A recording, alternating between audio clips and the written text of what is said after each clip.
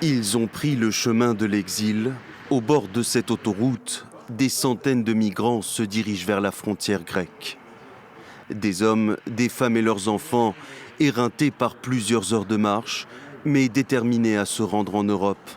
L'espoir d'une nouvelle vie pour ces familles, au moment où la Turquie annonce qu'elle n'empêchera pas les migrants de franchir sa frontière.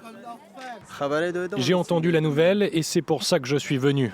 Je veux me rendre en Europe.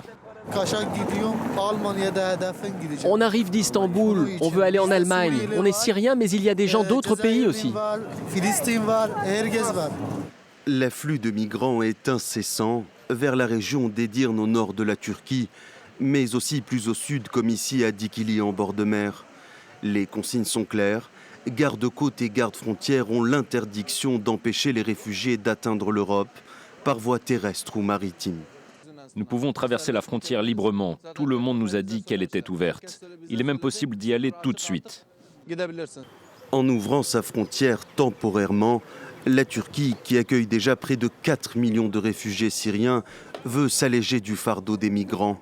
Une décision en réaction aussi à la mort d'au moins 33 militaires turcs jeudi dans la région d'Idleb en Syrie. Depuis l'escalade des tensions dans cette province syrienne, la Turquie n'a cessé de menacer d'ouvrir sa frontière si la communauté internationale n'y impose pas une zone d'exclusion aérienne. Objectif pour Ankara, empêcher les avions du régime syrien et de son allié russe d'y mener des frappes. La Grèce a déjà annoncé un renforcement maximal des contrôles le long de ses frontières terrestres et maritimes.